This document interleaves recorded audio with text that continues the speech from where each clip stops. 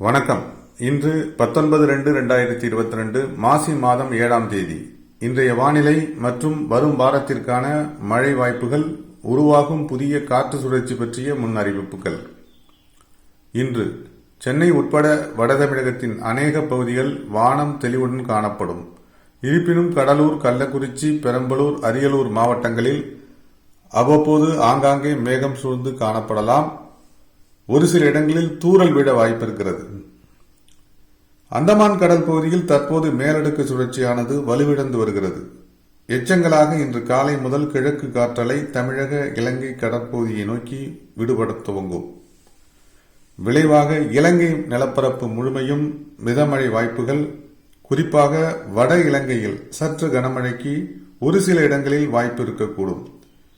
தமிழகத்தை பொறுத்தவரை டெல்டா மற்றும் தென் மாவட்டங்களின் கடலோர பகுதிகளில் இன்று காலை முதலே வானம் மேகம் சூழ்ந்து காணப்படக்கூடும். ஒரு சில இடங்களில் தூறல் மழைக்கு வாய்ப்பு இருக்கிறது. பிற்பகல் வேளையில் தெற்கில் டெல்டா, புதுக்கோட்டை, ராமநாதபுரம், தூத்துக்குடி, நெல்லை, குமரி மாவட்டங்களினுடைய கடலோர பகுதிகளில் ஒரு சில இடங்களில் மிதமழைக்கு வாய்ப்பு ஏற்படக்கூடும். தேனி, விருதுநகர், தென்காசி இந்த மாவட்டங்களில் இன்று இரவு அல்லது மாலை வேளையில் லேசான வெப்பச்சலன மழைக்கு வாய்ப்பு இருக்கலாம்.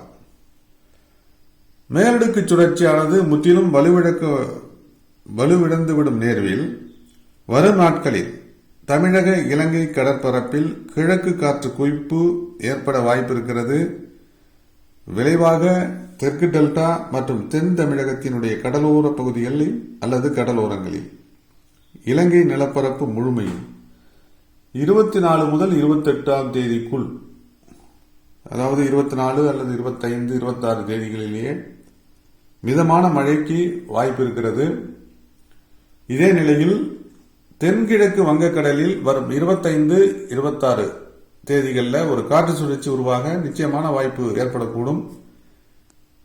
இந்த சுழற்சியானது வரும் 28ஆம் தேதிக்குள் ஒரு தாழ்வு பகுதியாகவும் மாற வாய்ப்பு இருக்கிறது. இணைந்திருப்போம். தொடரும் வானிலை தகவல்களுடன். தொடர்ந்து இந்த இணைப்பில் இருந்தமைக்கு நன்றி.